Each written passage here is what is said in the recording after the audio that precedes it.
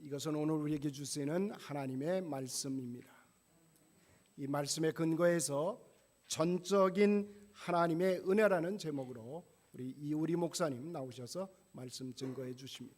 우리 같이 손들어서 할렐루야 환영합니다. 할렐루야.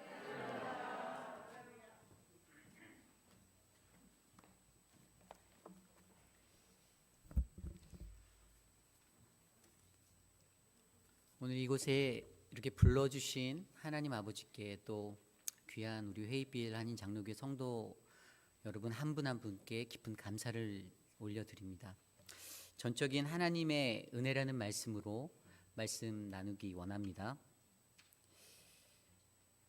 좌충우돌 살아가는 우리들의 인생 속에서 여러분은 말로 표현할 수 없는 하나님의 은혜를 경험해 보신 적이 있으십니까? 목회자로 살다가 목회를 할 때에 이러한 분들을 만날 때가 있습니다. 어떤 분은 나는 예수님 잘 믿고 열심히 살았는데 왜 나의 인생은 아직까지 이렇게 고난이냐고 말씀하시는 분이 계시죠. 또 어떤 이는 내가 주위에 아무 사람의 도움 없이도 내 인생을 처음부터 끝까지 열심히 잘 살아서 혼신내 힘을 다해서 살았더니 지금 내게 이런 귀한 은혜가 넘친다라고 그렇게 자부하는 분도 만나게 됩니다.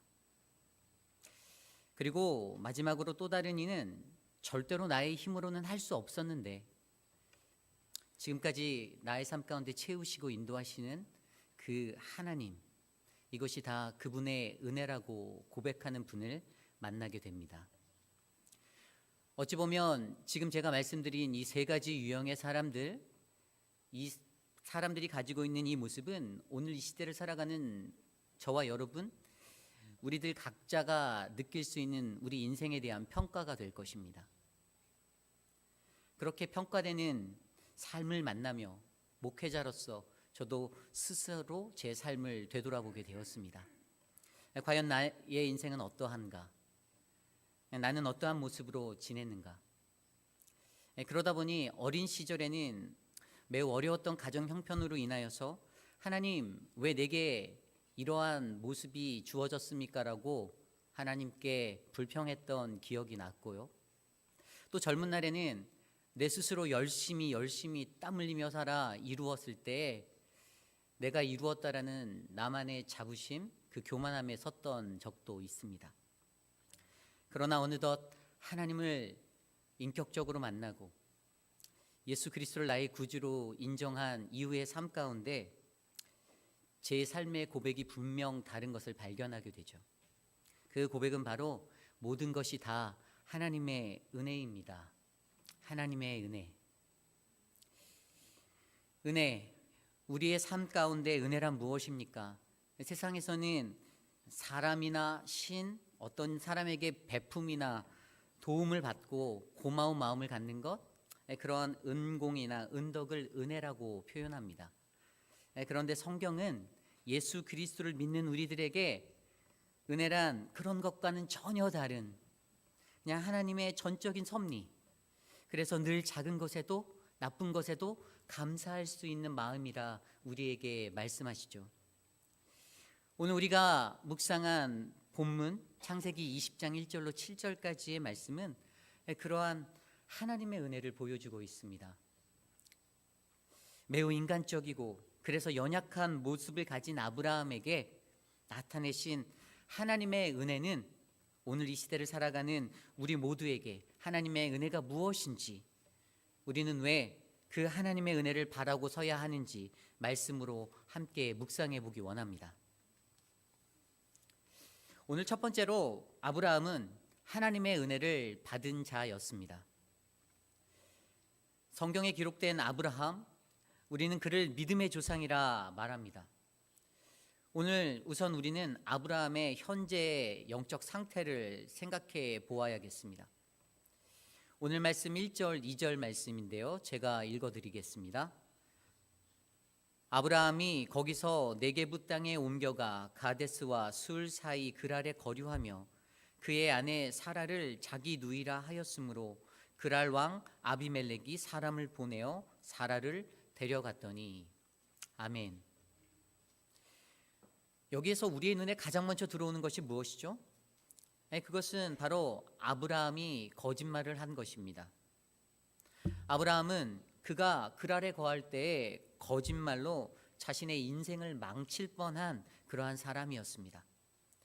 어떤 거짓말인가요? 어찌 두 눈 부릅뜨고 살아있는 아내 사라를 아내가 아닌 누이라고 말한 것입니다. 분명히 아브라함은 창세기 17장에 아브람에서 아브라함 열국의 아버지로 그렇게 거듭남는데, 오늘 창세기 20장 본문에서는 거짓말을 일삼는 그의 모습이 우리들을 실망하게 합니다. 왜 그가 거짓말을 하였을까요? 창세기 20장 11절 말씀입니다. 아브라함이 이르되 이곳에서는 하나님을 두려워함이 없으니 내 아내로 말미암아 사람들이 나를 죽일까 생각하였으미요. 아멘. 창세기 20장 11절에는 분명 내 아내로 인하여 죽을까 두려웠기 때문이다라고 말씀하고 계십니다. 그가 그랄에서 만난 아비멜렉의 족속으로 인한 두려움, 그 두려움에 거짓말을 사용하게 되었습니다. 이 죽음을 두려워 거짓말하는 것이 분명 잘못된 것이죠. 하지만 이것이 바로 오늘 그랄에 거하고 있는 아브라함의 영적 상태를 보여주고 있습니다. 거짓말은 당장의 위기는 모면할 수 있는 듯 만들지만 실제로 그 상황을 더 꼬고 꼬아서 후에는 그것으로 말미암아 더 복잡하고 종잡을 수 없게 만들어 버립니다. 그럼에도 오늘 아브라함은 여전히 거짓말을 합니다. 그가 그의 인생에서 이렇게 거짓말을 한 것이 처음입니까?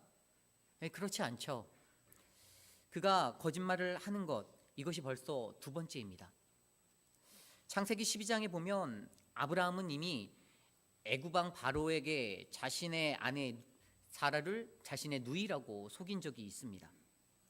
그러기에 어찌 보면 오늘 말씀에 반복된 그의 이러한 거짓말의 모습은 이미 자신의 삶 속에 습관처럼 적용되어진 삶의 방식과도 같은 것입니다. 삶의 방식, 한번 잘 생각해 볼까요?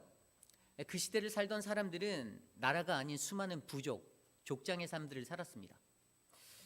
그들이 살아갈 때에 아브라함에게는 자신의 족속을 이끌던, 그 부족을 이끌던 힘이 있었고 소유가 있었습니다.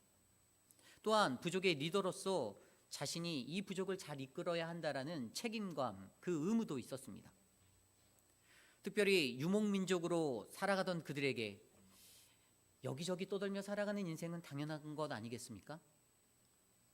그런데 그때마다 자연스레 다른 부족들과의 마찰들이 생기는 겁니다. 자신들의 가축을 돌보기 위해서 어쩔 수 없는 마찰이었습니다. 그때 자기 자신의 부족의 평화를 유지하기 위해서 부족 간의 정략 결혼인 것이 그때에 성행하였는데, 그 모습을 사용했던 것이 바로 아브라함의 모습이었습니다. 그래서 자신의 아내를 누이라 속이며 부족 간의 평화를 도모했던 것이죠. 이미 아브라함에게 이 모습은 매우 익숙한 그러한 모습, 그의 생존 법칙이었습니다. 그런데 중요한 것이 무엇입니까? 오늘 우리가 읽은 본문의 아브라함은 아비멜렉을 속여 망가진 그 상황 속에서 하나님이 그의 삶에 개입하고 계신다라는 사실이죠. 이것이 중요합니다.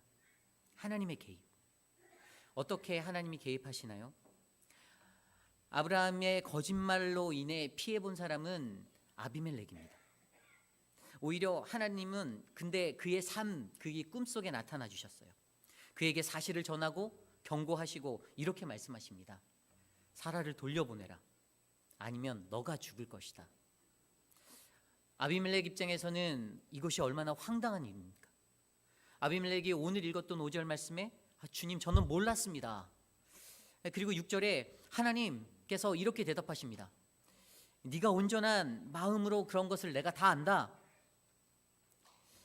그러나 네가 다시 범죄하지 않게 하기 위해서 내가 너를 막아서는 것이다. 그리고 7절에 아브라함 그는 선지자다. 그가 너를 위해 기도하리니 내가 살아날 것이다 라고 말씀해 주십니다. 하나님께서는 자신이 사랑하는 아브라함에게도 보복하지 못하게 하시고 그 연약한 존재인 아브라함을 지키시고 또한 아비멜렉이 범죄하지 못하도록 은혜를 베풀어 주셨습니다. 그런데 이 사건이 여기서가 끝이 아니라 오히려 하나님은 사고뭉치의 삶을 살던 아브라함을 높여주시고 그에게 복까지 내려주시는 은혜를 주시니 참으로 이해하기 어렵습니다. 오늘 우리가 읽지는 않았지만 14절, 15절 말씀에 그는 이 일로 인해 아비멜렉으로부터 종들과 가축을 받게 되고 아내 사라도 돌려받고 땅을 얻게 되는 복을 받게 됩니다. 그리고 더 나아가서 17, 18절 말씀에 이렇게 기록되어져 있습니다.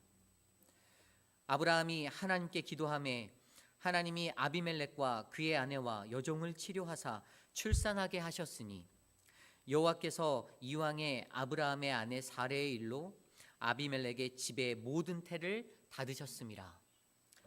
아멘. 하나님이 17절 말씀에 이렇게 말씀하셨죠. 아브라함의 기도로 아비멜렉과 그의 아내 그의 여종들을 치료하셔서 그들이 다시 아이를 낳을 수 있게 그 태를 열어주셨다라는 놀라운 일들을 행하십니다.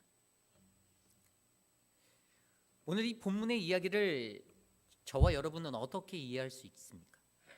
저는 솔직히 일반적인 상식으로 또는 지식적인 접근으로는 이것을 쉽게 이해할 수 없다 그렇게 생각합니다. 이 이야기의 앞뒤 정황을 잘 살펴보아도 잘못은 분명히 아브라함이 했는데 그 엄한 피해자인 아비멜렉을 하나님이 손보시고 또 아브라함은 보호하시고 게다가 아브라함의 그의 기도로 말미암아 아비멜렉에 묶였던 그 어려움들이 해결되어지는 그 놀라운 일들을 주시는데 그 은혜를 베푸시는데 이것이 사람의 생각으로는 이해가 잘 안 되잖아요. 이 일로 분명 하나님은 어긋나고 망신 살핀 아브라함을 세워주셨고 또한 아비멜렉을 아브라함을 의지할 수 있는 존재로 만들어 주셨습니다. 이는 분명 우리가 아무리 머리를 써도 그렇게 생각해도 이해할 수 없는 일들이 우리 안에 일어날 수 있는 하나님의 은혜라는 것이죠.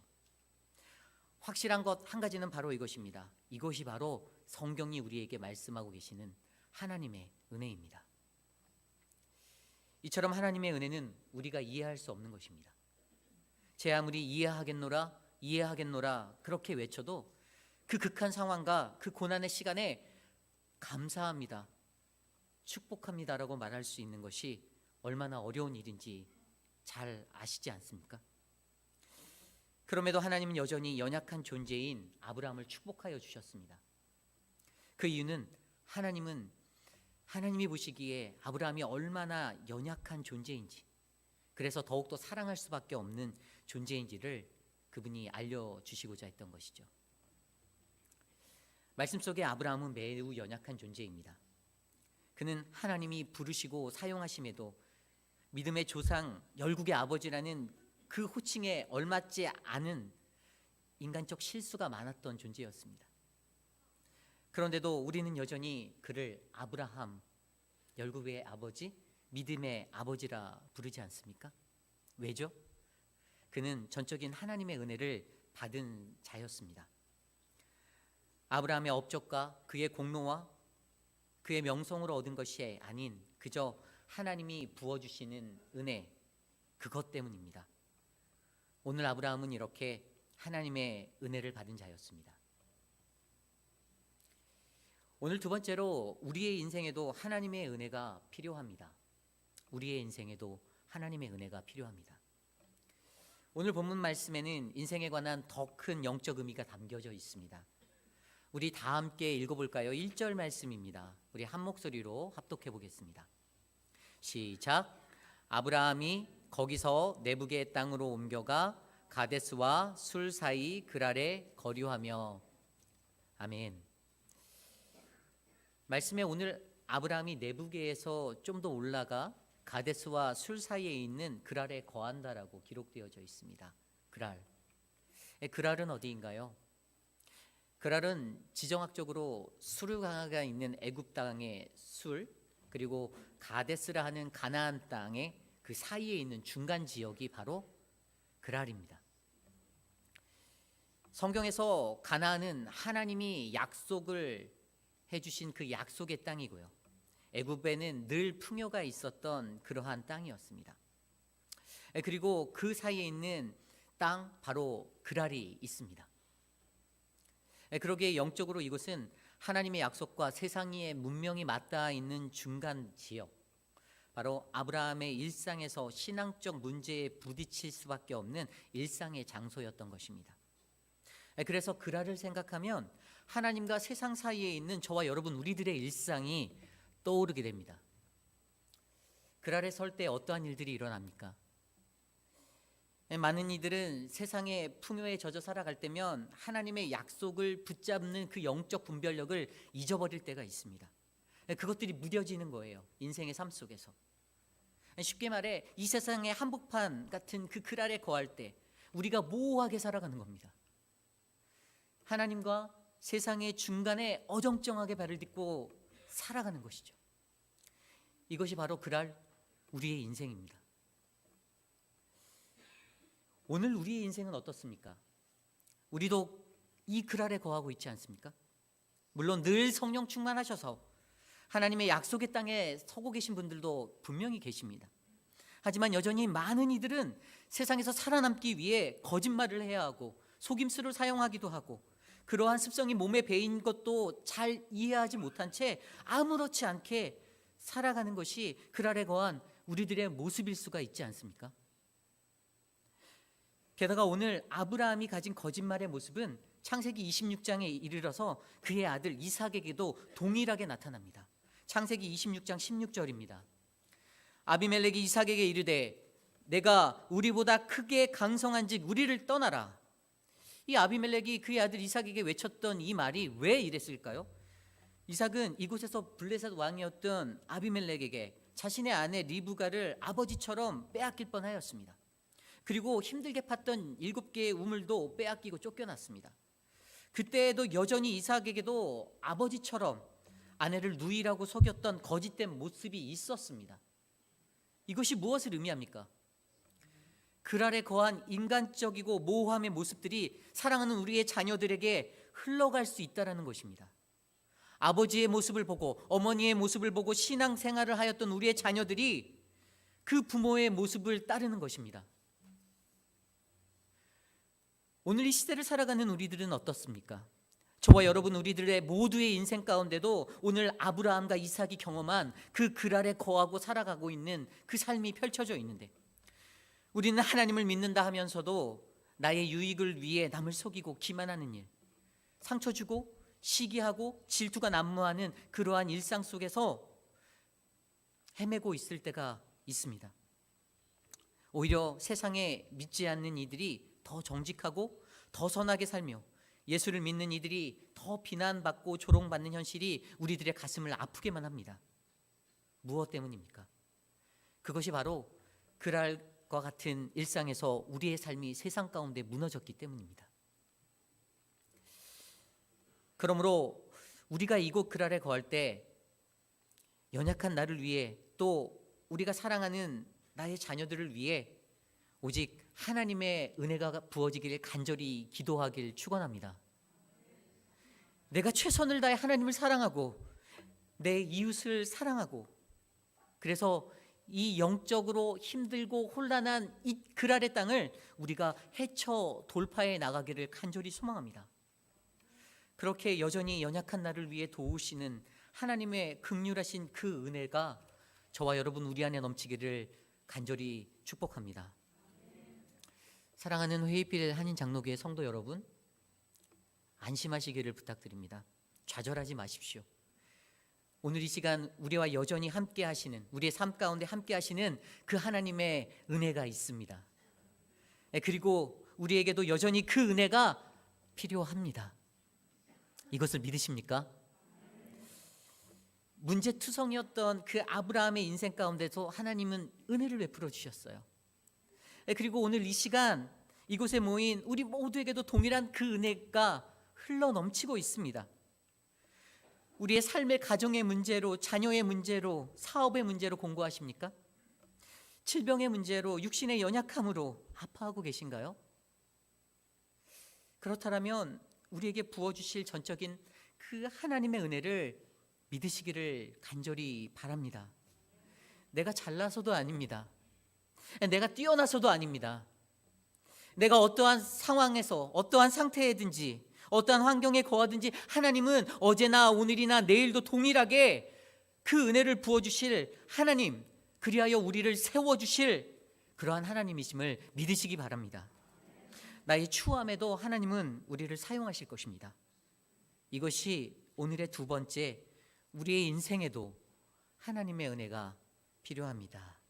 아멘. 오늘 우리는 아브라함이 받은 은혜와 우리의 인생에 하나님의 은혜가 필요함을 말씀으로 생각해 보았습니다. 그렇다면 마지막으로 과연 하나님의 은혜는 무엇인가 이겁니다. 하나님의 은혜. 하나님의 은혜는 그것은 바로 예수 그리스도이십니다. 아멘. 오늘 우리가 읽었던 요한복음 1장 14절 17절 말씀에는 요한이 말씀으로 우리에게 오신 그 그리스도, 하나님의 영광과 은혜와 진리가 충만하니 바로 그라고 선포하고 계십니다. 그리고 요한은 우리는 모두 다 그분의 넘치는 은혜를 한없이 받았다라고 그렇게 고백하였습니다. 세상의 그 어디에서 우리가 은혜를 받을 수 있을까요? 세상 어디에서요? 제가 청소년 사역을 할 때 그 유명한 BTS 공연장을 다녀온 뉴스 아이들이 그곳에 다녀와서 목사님 은혜 받고 왔습니다라고 말하는 아이들 한 명도 보지 못하였습니다.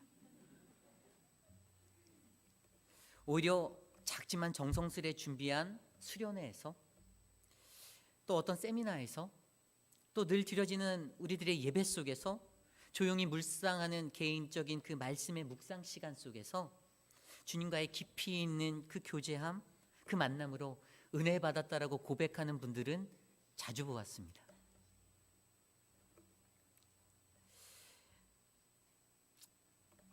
저는 1997년 7월 달에 대학교 1학년 때 강원도 고성으로 CCC 전국 대학생 여름 수련회를 간 적이 있습니다. 그때 비바람이 많이 쳤고 날씨가 굉장히 좋지 않았습니다. 비바람에 텐트를 치고 보낸 3박 4일의 시간 동안에 고 김중곤 목사님의 메시지 속 백문일답에 목청 터져라 외쳤던 그 이름, 바로 예수 그리스도가 있습니다. 그 감격은 여전히 제 삶의 그리스도를 향한 첫사랑으로 떠오릅니다. 저는 모태신앙으로 그 수련회를 가기 전까지 20년에 가까운 시간을 인생을 살았었지만 단 한 번도 내가 경험해보지 못했던 나의 가슴이 뜨거워지는 날 향한 회개와 눈물의 통곡을 그날 쏟아놓게 되었습니다. 주님이 주시는 그 은혜의 경험 가운데 주님을 전인격적으로 만나고 그래서 오늘날까지 이렇게 목회자로 주님을 섬기며 살고 있습니다. 그때 나를 만나주신 그분은 세상의 다른 것이 아닌 그 어떠한 것도 아닌 바로 예수 그리스도 한 분이셨습니다. 그 예수 그리스도를 통해 내 삶에 하나님의 은혜가 찾아왔습니다. 오늘 우리에게 가장 큰 은혜가 무엇입니까? 내가 신자로 살아갈 때에 가장 큰 은혜가 어떤 것이었습니까? 내가 직분을 받고 내가 하는 일이 잘 되고 내 자녀가 성공하는 삶을 살아가고 내 사업의 지경이 확장되는 그러한 대로를 거니는 것이 하나님이 주신 큰 은혜였나요? 그럴 수도 있죠. 하지만 하나님은 죄 많은 이 세상에서 고통하는 인류의 신음의 소리를 들어주셨습니다. 그리고 그의 사랑하는 독생자, 그 은혜 되신 예수 그리스도를 이 땅에 보내주셔서 그 놀라운 사랑, 그 은혜로 십자가에서 우리를 구원하여 주셨습니다. 바로 이것이 이 세상의 그 무엇보다 가장 큰 은혜, 바로 십자가에서 예수 그리스도를 통하여 우리에게 보여주신 은혜의 클라이막스, 바로 이 세상에서 가장 멋진 하나님의 은혜 아닐까요? 이 사실을 알면서도 그럼에도 불구하고 우리는 여전히 나는 할 수 없다, 나는 할 수 없다 두려워하기만 합니다. 그때 저와 여러분 우리가 이것을 기억해야 합니다. 이것은 내 힘이 아닌 내 안에 살아계신 예수 그리스도, 그분의 능력으로 감당할 수 있는 것이다. 아멘. 요한복음 15장에 나오는 포도나무 비유의 이야기가 그것을 말해주고 있어요. 포도나무 가지는 그 자체로는 절대로 혼자 설 수가 없습니다. 그러면 어떻게 해야 할까요? 좋은 나무, 좋은 열매를 맺기 위해서는 그 가지가 나무 대신 예수 그리스도에 붙어 있어야 하잖아요. 그래야 좋은 열매를 맺을 수가 있어요. 요한복음 15장 2절에 이렇게 말씀하십니다. 무릇 내게 붙어 있는 열매를 맺지 아니하는 가지는 아버지께서 그것을 제해 버리시고 무릇 열매를 맺는 가지는 더 열매를 맺게 하려 하여 그것을 깨끗하게 하시느니라. 아멘. 우리가 예수 그리스도에게 딱 붙어 있어야 함이 가장 좋은 열매를 맺을 수 있는, 이것이 얼마나 중요한지를 말씀은 우리에게 설명해 주고 있습니다. 특별히 이 말씀에 열매 맺지 못하는 가지는 하나님 아버지가 다 자르실 거라는 이 섬뜩한 말씀을 주시잖아요. 그런데 자른다의 헬라어 원어를 살펴보면 아이로. 그냥 영어로는 cut, remove. 근데 자르다, 잘라낸다의 그런 의미보다 이 아이로라는 헬라어 자체가 가지고 있는 의미는 lift up, 들어 올리다의 의미가 담겨져 있습니다. 들어 올리다. 하나님이 우리를 들여 올려주시는 거예요. 붙잡아 주시는 거예요. 볼품없고 쓸모없고 형편없는 포도나무 가지를 아이로 그렇게 들어 올려주셨습니다. 풍성한 포도 열매를 맺을 수 있도록 말이죠. 그렇습니다. 오늘 저의 인생에도, 너무나도 볼품없는 저의 인생에도 하나님이 그 가지인 저를 들어 올려주셨습니다. 왜일까요? 제 스스로 목이 곧고 자랑하라고요? 아니죠. 그렇지 않습니다. 가장 낮은 자리에서 섬기고 헌신하고 사랑하라고 들어 올려주셨습니다. 이것이 바로 예수 그리스도를 통하여 제게 주신 하나님의 크신 은혜가 아닌가요? 이처럼 이 세상에 그 어떠한 것도 하나님의 손길이 닿지 않는 것이 없습니다. 오늘 우리에게 주신 이 모든 삶이, 내가 숨쉬고 내가 누군가와 함께하고 내가 힘을 내어 살아갈 수 있는 이 모든 일상이 나의 공로, 나의 업적, 나의 능력, 나의 힘이 아닌 전적인 하나님의 은혜입니다. 우리가 제 아무리 큰 부와 명예를 가졌다 할지라도, 큰 집을 소유했다 할지라도, 높은 학식이 있다 할지라도, 잘 나가는 사업가라 할지라도, 만약 우리가 믿는 그 하나님이 오늘 당장 그 모든 은혜들을 주시는 그것들을 끊어버리신다라면 저와 여러분 우리의 인생은 그걸로 아무것도 아닙니다. 끝입니다. 그러기에 우리가 기억했으면 좋겠습니다. 하나님의 은혜, 이것이 모든 것이 다 하나님의 은혜라고 고백했으면 좋겠습니다. 오늘 말씀을 준비하면서 이 찬양이 생각났습니다. 하나님의 은혜로, 찬송가 310장인데요. 하나님의 은혜로 이 쓸데없는 자, 왜 구속하여 주는지 나는 알 수 없도다. 내가 믿고 또 의지함은 내 모든 형편 아시는 주님, 늘 보호해 주실 것을 나는 확실히 아네. 나 자신조차도 확신하지 못해서 주저하고 망설일 때에 하나님은 나의 연약함과 부족함을 아시기에 들어올려 주셨습니다.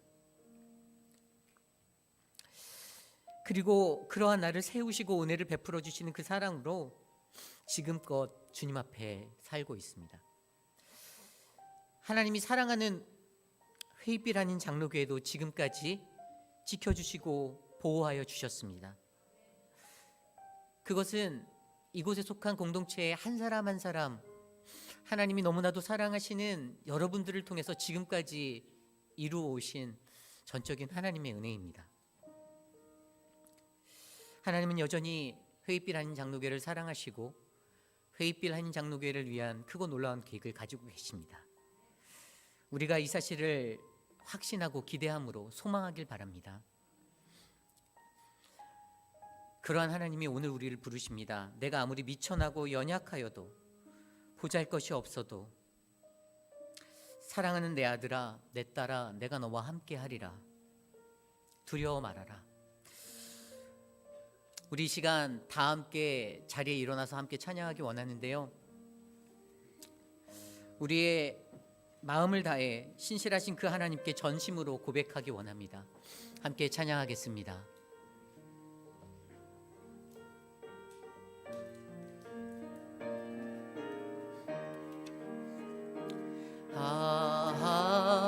하나님의 은혜로 있을 데 없는 자, 왜 그 속하여 주는지 난 알 수 없도, 내가 믿고 또 의지함은, 내가 믿고 또 의지함은 내 모든 영평 하시는 주님, 늘 보호해 주실 것이 나는 확실히 아네. 왜 내게 굳센, 왜 내게 굳센 믿음, 또 복음 주셔서, 복음 주셔. 믿으십니까? 내 마음이 항상 편안치 난 알 수 없도다. 내가 믿고 또 의지함은 내 모든 영평 하시는 주님, 늘 보호해 주실 것이 나는 확실히 아네. 왜 내게 성령 주셔서, 왜 내게 성령 주셔서 내 마음 감동해 주 예수 하는지 난 알 수. 내가 믿고 또 의지함은, 믿고 또 의지함은 든 영편하시는 주님, 늘 보호해 주실 것이 나는 확실히.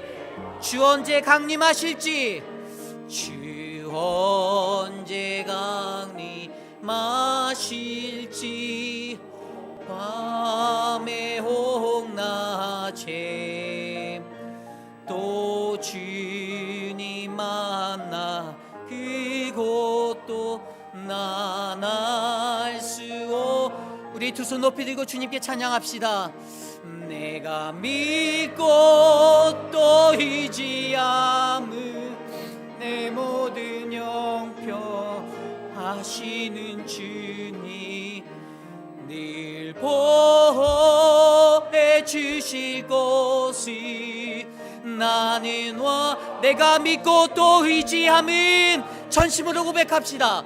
내가 믿고 또 의지함은 내 모든 영평 하시는, 늘 보호해 주실 것을, 보호해 주실 것을 나는 확실히 아네.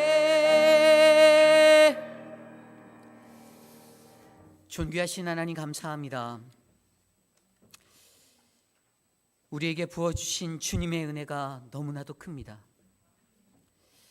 세상에 살아가며 넘치는 수많은 유혹 속에서도 하나님, 우리가 주님의 자녀로 거룩한 주의 백성으로 살아가게 하심에 감사를 드립니다. 지금까지 부어주신 은혜가 사랑하는 회의빌 한인 장로교회에 함께 있어서 흔들리지 아니하고 견고하게 하나님 이 제단을 지켜주심에 감사합니다. 수고하신 모든 성도님들 한 분 한 분, 또 사랑하는 시무장로님들과 사랑하는 강기성 목사님을 통하여 베풀어 주신 은혜를 하나님 우리가 기억하고 앞으로 더욱더 주님 앞에 거룩하고 헌신하며 섬길 수 있도록 하나님 우리를 사용하여 주시옵소서. 육신의 연약함 가운데 아파하고 계신 성도님들 계십니다. 투석 중인 분을 축복하여 주시고 회복할 수 있는 은혜를 베풀어 주시고, 또 다른 육신의 연약함 가운데 거동이 불편하거나 질병에 시달리는 분들이 계시다면 치료의 강선을 발휘하여 하나님 만져주시기를 간절히 소망합니다. 자녀로 문제로 아파하는 분들의 마음을 만져주십시오. 자녀들의 삶이 복된 삶이 되도록, 그 자녀들이 거니는 곳곳마다 사랑하는 자녀들이 만나는 자들마다 만날 자들을 만나게 하시고 피할 자들을 피할 수 있는 주님의 은혜를 베풀어 주시옵소서. 지금은 우리 구주 예수 그리스도의 무한하신 은혜와 그 크신 아버지 하나님의 사랑하심과 성령 하나님의 감동 교통하심의 역사가 어제나 오늘이나 내일에도 영원히 변치 않고 부어주시는 하나님의 은혜 앞에 주님, 이 모든 것이 하나님의 은혜입니다 라고 고백하고 살기로 다짐하는 사랑하는 회비란인 장로교회 성도님들, 특별히 거룩한 주의 존전에 나와 주님 앞에 엎드려 예배드린 믿음의 권속들 머리 위에, 자녀와 삶의 터전 위에 지금으로부터 영원토록 함께 하시기를 간절히 축원하옵나이다. 아멘.